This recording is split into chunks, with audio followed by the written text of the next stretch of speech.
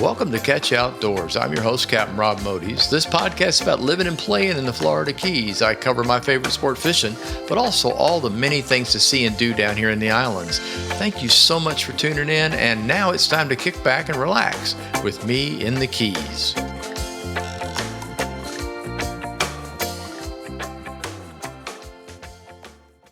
This week's episode of Catch Outdoors, number 200. Interesting, I've made that mark. This week's title, The Keys Are Packed with Bug Hunters. Catch Outdoors brought to you by Spotify, lots and lots of other streaming podcast sites. Howdy. I'm recording this on Wednesday. Thanks for tuning in. This morning, afternoon, evening, or whatever time you happen to be listening on Thursday or Friday or Saturday. It's crazy hot here right now. I ain't kidding you. That'll be the forecast for the next couple of months. August and September are always warm, always humidity, always yuck. Air conditioning's working overtime right now.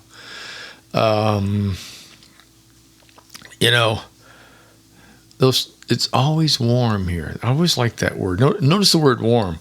That's the word Southerners use when the heat has set in. They go, sure is warm today. That means hot, hotter than hell. That's what it really means. So we got that going. Man, I tell you, you go outside even just for 5-10 minutes. I'm talking about walking around the house or no strenuous work. You come in wet. It's humid out there. Yes, the bug hunters are here. That was a reference in the title, in case you're wondering. Lobster hunters. That's what we refer to lobster as bugs. There are many other names, but bugs. Mini season began today, Wednesday. While I'm recording this, there'll be one more day tomorrow. That'll be day 2. If you're listening to this on Thursday, then you will be listening to. You'll be here listening while Bug Mania is still going on. 6 per person.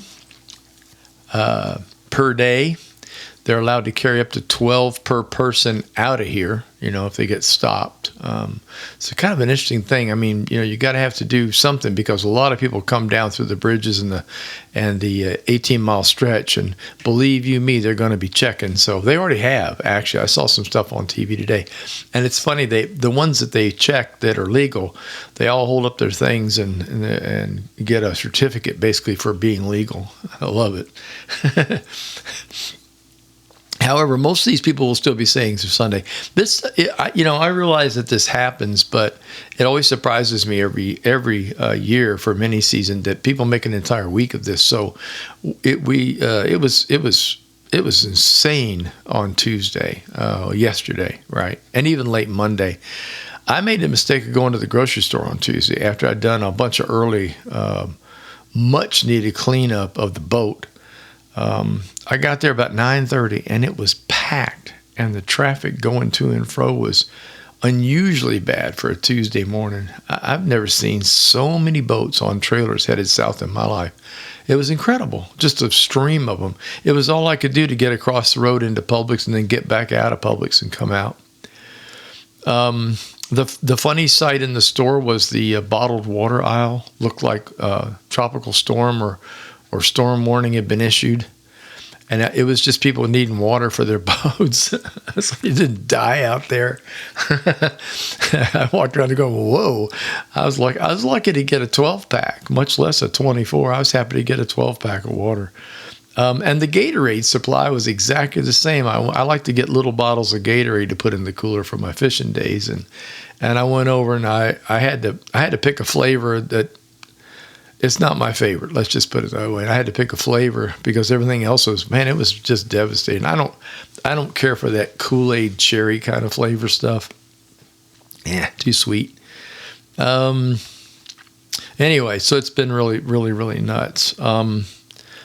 Very hot days. At least people are prepping. I mean, that's the good news. I saw them standing in front of the sunblock. I saw, Publix has a whole display of bug hunting stuff, your floats and your flags and your tickle sticks and all that kind of stuff, and going like hotcakes, baby. The locals are like, oh, no, not mini season. And but then they see what happens at the hotels, restaurants, marinas. Imagine the amount of fuel that's sold here alone just to put in boats for this thing. That's an amazing thought. Boats don't get the mileage that cars do. It costs a lot to run a boat, especially if it's got 2 or 3 engines on the back of it. However, most of them are not running up into the park because you can't take bugs out of the park. You can only do that in the Atlantic waters and the near Florida Bay waters outside the park boundary. And there's lots of restrictions out in the Atlantic too. You'll find buoyed areas out there where you're not allowed to take lobster at this time of year, or any time for that matter. What else happened? Oh, I mentioned doing my boat. I tried, now I'm not going to be able to name it. It was a Star Bright product. I can tell you that because I got it from George Poveromo. He gave all of us some free stuff when we go to his seminars. And it's that foamy stuff. It's got a nozzle that you screw onto the hose. You screw on the little bottle underneath, and you spray sudsy stuff all over the boat. Salt away is what it is. It gets rid of the salt. That stuff's amazing. I had never used that before. I am sold. I covered the entire boat in suds, let it sit for about 5 minutes, hit some spots with a brush that were like, stained, marked spots, and then rinsed it with fresh water. And this morning, that boat is as shiny as it can be. I could not believe it. So guess what I did? I washed my truck because the bottle said you could do that. So I put the truck out there and I did exactly the same thing. I sudsed that truck from one end to the other and rinsed it off with fresh water. And then I just went back with a little spot sponge to get any marks and things wouldn't come, bugs, things like that wouldn't come off. And it's just beautiful. I'm going to wash the boat and truck that way from now on. That was just too easy. Very little scrubbing. So, and that was just one product. That was a Star Bright product. It's salt away or something like that. I've noticed there's a ton of them. They advertise them on Facebook and Instagram, and places that I follow are boat oriented, and I'm always seeing stuff like that. So, but if you haven't used it, try it. If you have, I'd like to hear about it. You can send me an email or something. Let me know what your favorite one is. Pretty cool though. So anyway, I detailed the truck. Got that done. Then I had to make a hardware store run, and it was quiet. I should have gone public shopping today. Excuse me. It was quiet as it could be.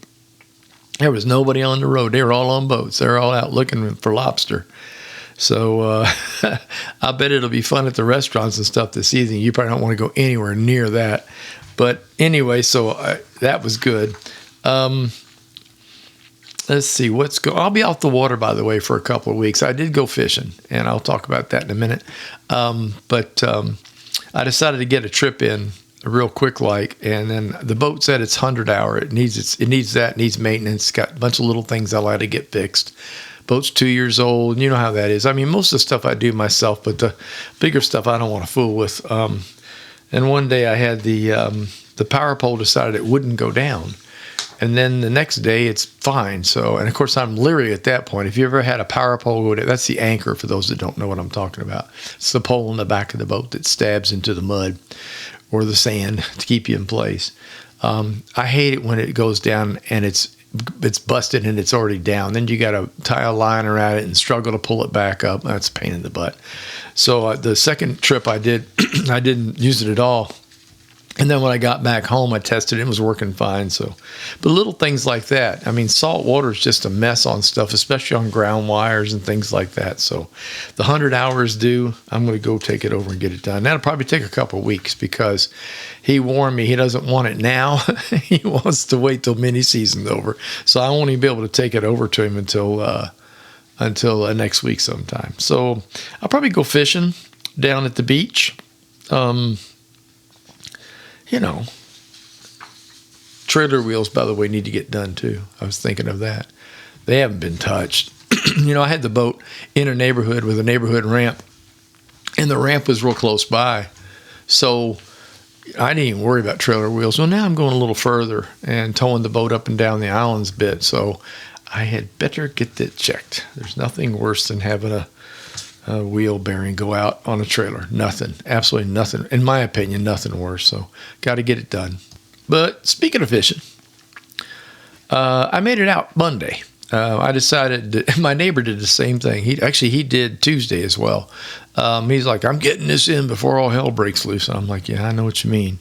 So I got out on Monday. The weather was good. Tide was good, but the fishing was off a bit, not a whole lot. I had to move a few times to find them. When I did, I got some decent mangrove snapper, one nice sea trout, and a whole bunch of ladyfish. Ladyfish was the fish of the day. But I really had to, I had about I go way north now. I go 20 miles or so up to Flamingo. Well, not really all the way that far up. Well, I was in sight of Flamingo, let's put it that way. About 20 miles from Islamorada going north in Florida Bay. I tried a couple of new spots, and then they weren't producing, so I went to an old spot. It produced, but it still wasn't real exciting. There is a ton of floating seaweed, and not sargassum now. Sargassum's down our way. This is manatee grass and turtle grass, and it's been stirred up by the winds and the storms and all the crap we had for almost a month. So it's floating in and out on the tides on the surface, and the only solution is to change up everything I do. Trying to use a jig and a soft plastic, and trying to use the shrimp that I talked about last week.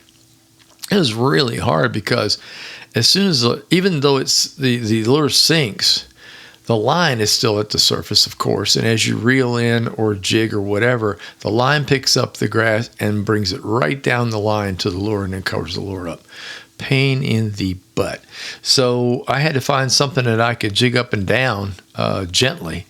DOA cows worked. If you're not familiar with that, that's just it's a soft bait with a paddle tail on it, about 3.5 inches long. I was using white, and that worked really well. It's just a struggle. I had to use an offset worm hook, a weedless hook, about 1/8 ounce. Just, let it go down slow, and then don't fiddle with it much, because if you fiddle with it, the line again is going to catch the grass and just bring it right on down. And while I'm talking about the grass, I may have put this in my notes already, but I'll jump the gun.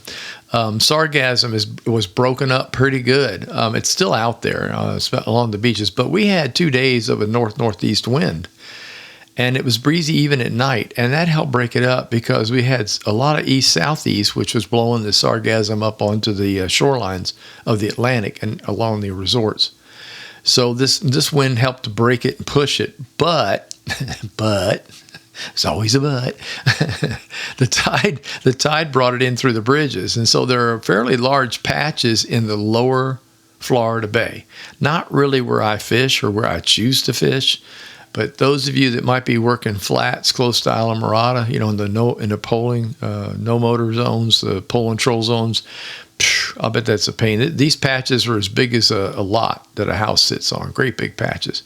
And eventually that'll all break up and just go away, but that's kind of a pain. Now, as I got further up, just maybe 7, 8, 9 miles north of the Atlantic into Florida Bay, the patches got really, really small, and pretty soon they disappeared altogether. But that's when the grass appeared. If it ain't one thing, it's another. Also, I didn't mention this fishing. The water got crystal clear. So when Janelle and I went fishing a week ago and had that spectacular day, that water the visibility was okay, but you couldn't see bottom in 5 feet of water. Where I fished, you could see bottom, and you could make out the potholes and the types of grass and the fish. It was beautiful, and it was amazing. It's pretty to look at, but it ain't easy to fish. That's the other problem. See, long casts are required. If you do a long cast, what are you going to do? You're going to pick up grass. One thing leads to another. Anyway, I did see one huge lemon shark. I got to tell you about this. I'm used to seeing lemons. They're in our waters. They're fairly common. I'd say they're more common in a lot of areas than the bull sharks are. The bulls are deeper and more up, deep water cuts. And attack on the nearshore reefs, and you'll find a bull. But lemons are pretty common in the back, and they're about 5 feet long. Well, I saw one that had to be 7 to 8. I have never seen a lemon that big. I thought at first coming at me it was a bull because visibility was good, and they're kind of brownish in color. But then you can see those yellow fins, the dorsal and pectoral fins. Have got this tinge to them. Amazing. And all my friends will tell you I love to cast at sharks. I wasn't about to do that. Nope. Didn't want to lose everything. That would just be dumb. I took one look at that thing and said, I am not rigged for you. And it cruised all around the boat. They do that. They come around the boat, see what you're doing. I'm not even using bait, but they still come to see what you're up to. Just crazy.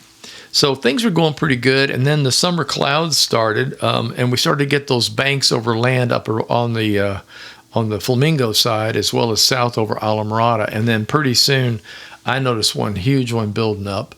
And Jonelle texted me, and she said, it's getting dark at the house. And I'm like, great, that's not what I want to hear. So I started heading back. It was about 11:30 or so, and I got caught. I didn't get wet. Here's the crazy thing. I managed to split the difference on two big old thunderheads, but there was lightning. And there ain't nothing more exciting than lightning when you're on the water. And it was a big surprise because that was not in the forecast. So I got rods out of the holder, laid everything down, crouched down, and drove like a maniac. And I don't know if those of you that experienced lightning on water in a boat, it cracks. You don't even hardly see a flash. It's just basically a great big bang. And I had two of those, and that's not good. So, and also I discovered a whole new way back to Alamorada. It's probably not on the charts. I was bobbing and weaving through flats. I didn't run aground. I didn't hit anything. I don't want to do that. It's against the rules. I try to protect the grass beds back here. But I was roaring, and I can't wait to look at my track to see where that was, because by some miracle I popped out close to Alamorada down by the bridge and cruised home. You know what? By the time I got into the marina, the sun had come back out. So you know what they say down here, right? If you don't like the weather, right? Wait up. What is it? Wait a few minutes, it'll change. That is the honest to goodness truth. It was like, and I had a little spattering of rain, just an edge. I'm sure some guys got seriously wet that were fishing further over to the east, like by the Twin Key Bank. But yeah, it was crazy. Go through all that, run around it, be careful, try not to get yourself killed by lightning. And then you look out there and the sun came out. So that's okay. I put the boat to bed. Not a problem. That was enough for me. Back to weather, hot and sunny, mixed in the afternoon, storms. Okay, that is the forecast for the next 5-6 days. It's beautiful today up until right now, and it was really supposed to be the same tomorrow, but we are supposed to have some thunder showers, which is good for the bug hunters. I'm glad it's nice for them. Hate for them to come down and get rained out. We still got a bit of Saharan dust. That's the dust that comes off the Africa coast, blows across the Atlantic Ocean, and basically null and voids an awful lot of moisture. We're always happy to see it. It's not the prettiest thing because it makes the sky hazy. We don't get the crystal pretty blues with the white clouds and all that puffy stuff. It does make it kind of drab, but it definitely kills tropical happenings. And for those that don't know, we've only crossed two letters, A and B, in naming tropical storms. We did do C. That's right. We did C. A, B, and C. So D has been on twice now. We've had two small things build up on the panhandle of Florida. They dissipated. And now we have two more way out in the Atlantic coming off Africa. And according to the authorities and the people that know, they have a very rare chance of doing anything because they're going to run right into that dust, which will probably pull it apart. I'm going to do one of those, cross my fingers and all that kind of stuff. So anyhow, let's see what else is happening. The good news is I mentioned the heat. You don't realize, y'all, we're one of the cooler places in the nation. I saw an overall map of temperatures, and the Keys, we stay cooler because we're on the ocean. We're an island, so we have Atlantic Ocean, and if the breezes are coming easterly, which they are now, it cools us off because the ocean right now is about 86 degrees. So you get a very pleasant sea breeze, especially in the evenings when there's a little bit of wind. So we're not dealing with what people in the Midwest are dealing with. I talked to my friend Gary up in Kentucky. He said it is frying up there, 100 degrees, 101, 102. I'm like, ooh. And then you throw humidity on top of that, and you're talking 111 or so, yuck. If you play outdoors, it ain't fun, that's for sure. Let's see what else is happening. Well, let's see. We got half moon right now. I'm just looking at a chart. No water movement. Well, there's water moving. It just won't be too stellar for fishing. However, the full moon happens on August the 9th. So that's just about 10 days away. And that will help a whole bunch. Yay. And don't worry too much about tide and moon, by the way. It is important, and I've often written about it in my books and say, it's you really do need to learn tides and moons, but go fishing when you can, okay? Regardless, just go do it. Don't worry too much about it and fight your way through it if you have to. I will say this, tides in this area are much, much easier to handle than they were on the west coast of Florida. Dealing with them in the Sanibel area up to Tampa, where you have erratic tides. Some of them might be 2 hours long, 4 hours, 6 hours, all day sometimes. Winter tides were really dreadful. There's no water. There's more water in the summer. Down here, it's not like that. Down here, we have these pretty regular Atlantic tides, and they come and they go every 6 hours or so. And the height is generally stable. Every now and then you'll get a negative, but I like that. I like not really thinking about it as much as I used to. I just look to see if the water's moving. If it's moving, I'm going to fish it. So let's see what else happened. Janelle and I made an overnight trip down to Key West on Saturday and Sunday. I didn't mention, what did I catch the other day? Got a nice sea trout, got a couple of nice mangrove snapper, got a whole crap load of ladyfish. It was a ladyfish day. I don't know if I said that already or not. I'm losing my mind. We made an overnight trip down to Key West on Saturday and Sunday. It still amazes me that we're only 65 miles away from Key West. No brag, just fact. We went to see the running of the bulls for the last day and the finale of the Hemingway Days event. So that runs for a whole week. Hemingway lookalikes come in. There were 150 of them this year. It was the craziest thing.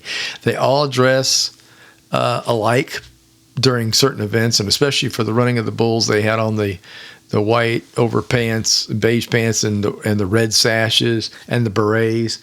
It was awesome. I'm going to post pictures so you guys can get on the Facebook page, the Catch You Outdoors page, and take a look. Now, the bulls are wooden, I guess, and they roll, but they're like full size. And some of the guys ride on the back, and the other guys push, and it's hilarious. It really is a spectacle, and I've never seen it before, and I'm so glad I did, and I will certainly go back again.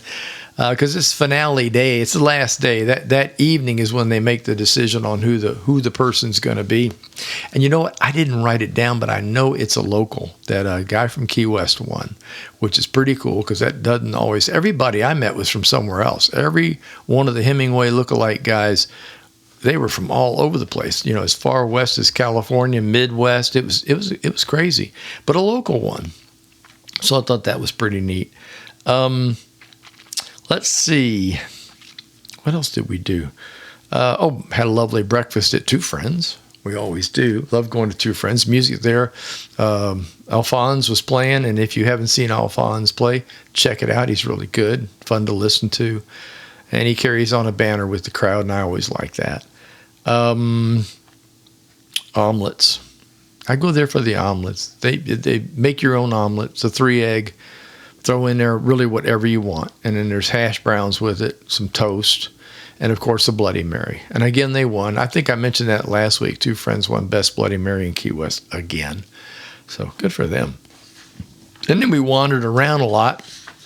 I always wind up at the Hook Shop, H-U-K. That's a clothing store on Duval. I love their clothes. I love Hook shirts, and I love their shorts. Really comfortable for everything from fishing to going out at night. I mean, really, they're nice looking shorts, but at the same time, they're made for keeping you cool and fishing, and I like that. And of course, their shirts don't need pressing. Yay! And they're styling, baby. They're styling. So I have to pick up one each time I go in there. It's terrible, but I do. What else went on down that way? And then that evening, instead of going back to Sloppy Joe's and watching the pick of the winner, Janelle was asked to go to the Key West Marlin Tournament's award ceremony. which was on the other end of the island. Her boss couldn't make it, so she asked Jonelle, can you fill in for me and go to this thing, make a present for the TDC? And Jonelle says, you want to go? And I go, yeah, I'd love to see this. I know nothing about marlin tournaments other than the fact that they are very expensive to enter, and thousands of dollars can get won if you win. These guys drive big Viking boats that cost several $1 million. I dropped something on the floor. And I'm not backing the tape up, but it's really crazy. And they had the most beautiful trophies you have ever seen. I love talking to the teams. These are men's men. You should see these guys. It was crazy. And the fact that basically what they've got is an owner, and the owner's got this huge boat. And then he's got a crew, and the crew can be anywhere from 5 to about 7. And then the owner enters these marlin tournaments. Now, the Key West Marlin Tournament is the oldest tournament in Florida, and it's one of the biggest. I think it's probably one of the top 2. I know there's one up in Panama City, and there's this one. I think Tim Green, he's the boss in Key West. He's a local, and he's the one that started this tournament. I think the tournament's been going for, I think he said 40 years or 44 years. To give you an idea, like the payouts, for example, the biggest dolphin, they have a fun fish category. Obviously, marlin, blue marlin, black and white, they're going to pay the biggest, and they're going to get you the most points. Then sailfish is included, but you don't get as many points for sailfish. And then you have a category called fun fish, which are wahoo, dolphin, tuna, all types of tuna, blackfin, yellowfin, blue, and you get points only if they weigh more than 15 pounds. And to give you an idea of payouts, the largest dolphin, I don't remember what, I think it weighed 17 pounds and paid $5,000 was the purse. Yeah, baby. So anyway, I don't even, Jonelle and I were talking about it. We don't really even know what the full purse was, but I know that some of these things that I have seen in the past pay upwards in the hundreds of thousands of dollars for first place. So, but anyway, I mentioned the trophies. This basically, they're targeting highly migratory game fish, which is, HMGs, they call them. And, it was a different world, and it was fun listening to the guys talk. It was fun watching videos of what they use to catch these fish. It's extreme. The winning team, by the way, was called Pipe Dream. That was the name of the boat out of Tampa, and that was their first marlin tourney, and they won. I love that. Came down here and showed everybody else how to do it. I've been online and watched some of the videos from the tournament. So if you get a chance, basically you can go on YouTube and pull up Key West Marlin Tournament. And there's quite a few videos put up by the teams because they had to be filmed. When they caught a fish, they had to bring it alongside. It had to be leadered to be caught. It couldn't pop off. It had to be alive when it's released. You get all the points, And so these guys had to take video. Those videos were uploaded during the event to a central office here in Key West. And then they would review it and decide whether you got the points or not, whether the fish is eliminated or thrown out or whatever. But you can watch those videos, and some of them are crazy exciting. I gotta tell you. So anyway, fishing on a different level. I loved it. Fishing rules this week. I always like to cover what's popping. Only one that I could find. Gulf Gray Triggerfish opens on August the 1st. And there are a lot of people that I hate cleaning them. Oh my God. If you think cleaning a sheep's head bad, you ain't lived until you tried to clean a triggerfish, but the meat's delicious. I will say that. Also saw a red tide report that showed none of it in the Florida Keys waters. Yay. I'm going to go back and share some observations on the sargassum. It is getting better, but it could get worse. There's still some of it plaguing the South Caribbean seas down in the Cuba area, and if the wind blows hard south or we get a storm, it might pick it up. Now, the good news is if we get a storm, tropical storms tend to tear that stuff to pieces, and that's the end of it. So that's a love-hate relationship right there. Let's see. Oh, this past Thursday evening, I was a guest at the Key Largo Chamber Commerce get together at Snappers on the Water and the Rebuilt Turtle Club. Jonelle and I last stopped at Snappers. We're trying to remember. It's in Key Largo on the Bayside. Was probably the late 90s, and you would go in and get a little table on the dock and watch the tarpon underneath the dock, and that was pretty much it. The food was good. I do remember the food being good.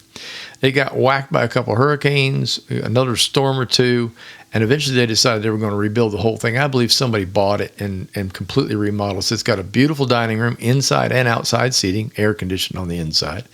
They got 4 motel rooms now. So you can stay there, eat and drink, and then crash in a motel room, which is an excellent idea.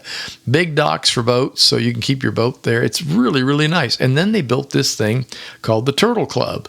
And it's a stilted house, a bar, way up in the air. It has an elevator to get up there. You can do the stairs if you want, but it has an elevator. It has a fantastic view of the Atlantic Ocean. I'll do my best to put a picture of that out too. I'll put that on Facebook, put a picture of the view.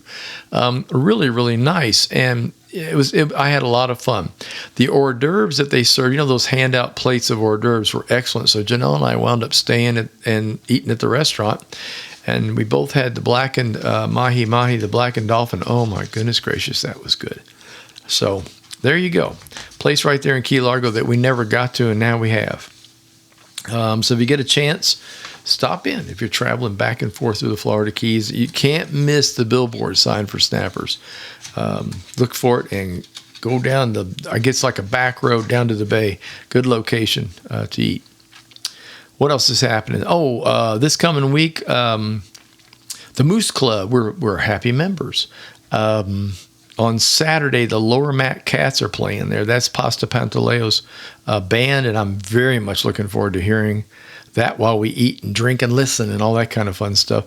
By the way, the Lower Mat Cats, somebody says, what's the deal with the name? Matt is Matt Lachey, and Lower Matt Lachey is the tail end of Alamorada, just so you know. Okay, it's about where we are, actually. Lower Matt Lachey is just slightly past us. Down where like Papa Joe's and the big marinas are, it's stuff like that. So, but the Lower Mat Cats is what they call themselves, and they're very, very good, by the way. Heard them a couple of times now. What else? I got back to reading. Yay! I've been doing small projects and playing way too many video games, so I've managed to read a few chapters, but it's summer hot outside right now, so chores are quickly being done in the morning. And it's time for playtime, and it's time for reading, so I'm going to read more. And songwriting. I noticed that I've been slacking off on my promise to myself to write a song a week, so I better get busy. I got 2 of them in the works to make up. I got a great idea for another one a few days ago, and I put the music down for it, got it sorted out. I wrote the chorus, so now it's time for the verses, so I'll keep you posted on that. Billy, my producer, has been out of town for an entire month. He's been up north playing music with all of his old friends up in New York and Wisconsin and all across, and he's enjoying cool weather. I know that, so lucky him. I think it's cool up there. I've heard it's hot everywhere else. I don't know. Hope it's cool for him. And now it is time for useless information. And now, from the original book of useless information. You are a reject! You are useless! You can get a job down here cleaning toilets! Here's your host, Captain Rob Modies. Well, he swears up and down he's useless, but he might be all right eventually, but completely useless. With useless information. Here we go. Let's see. Starting out with in the 1985 Boise, Idaho mayor election for mayor. There were 4 write-in votes for Mr. Potato Head. Camera shutter speed B stands for bulb. See how many of you actually know what I'm talking about. Mosquito repellents do not repel, they hide you. The spray blocks a mosquito's sensors so they do not know you are there. The holes in a fly swatter are used to lower air resistance. That kind of figures. Did you know this Scotch tape has been used as an anti-corrosive shield on the Goodyear blimp? And here's one extra one I found. The Ramses brand of condom is named after the great pharaoh Ramses II, who fathered more than 160 children. That's it for now. Oh boy.